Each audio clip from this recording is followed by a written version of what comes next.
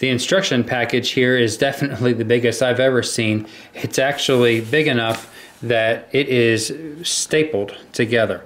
There's probably 8 or 10 pages here.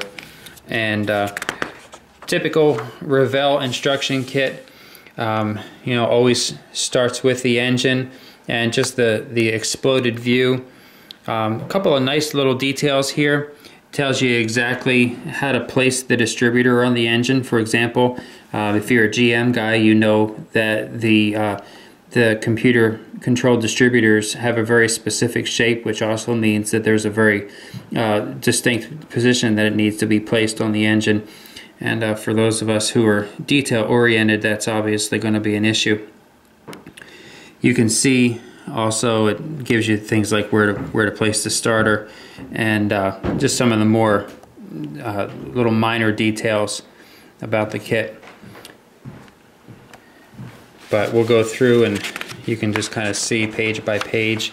Actually gives you some options for the frame here, and gives you some steps for placement. I have an S10 in real life, and it's kind of funny to me. It gives you specifics on which order you need to place things in, because, for example, in the gas tank, there's only one way to get the gas tank out of the real S10, and that is to take the bed off the truck.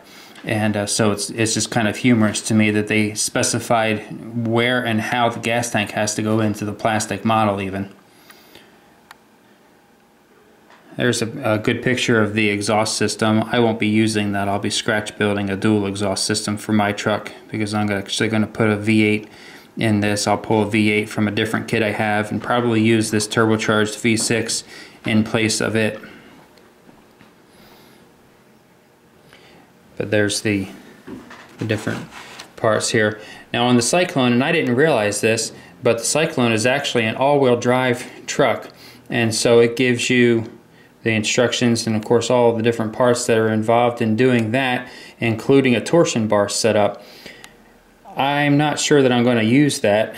I'm probably going to wind up modifying the torsion bar setup and converting this to a two-wheel drive. I'll probably have to scratch build some tubular A-arms to make that work. But we've got the rear, the interior. Interior is pretty basic, pretty straightforward. Not a whole lot there to discuss. So probably one of the easier interiors that'll get built here in the different kits that I've done. And then here's the body. The bed sides and the interior of the bed actually have come as individual pieces, which, as you know, of course, in the real case, that bed would have all been one big piece. But that's kind of nice because it'll give a little bit more realism to it, decrease the weight of the kit also, and give us a chance to do some detail that maybe we wouldn't have been able to do otherwise. Even the tailgate is two pieces on this kit.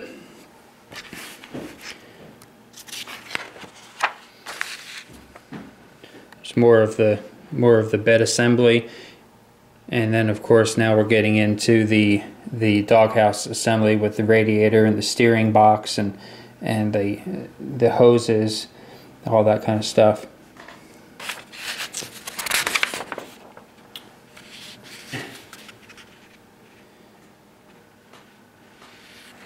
The kit comes with a tonneau cover even for the bed, which is kind of nice. I don't think that I'm going to use it, but I'll certainly keep it.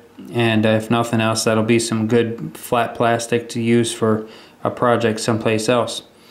But here's where I'm talking about the body flare kit. We don't have to use that if we don't want. It just all is an individual piece that you can glue on. It comes in 4 pieces, one for the front and the back of each side of the truck, which is nice.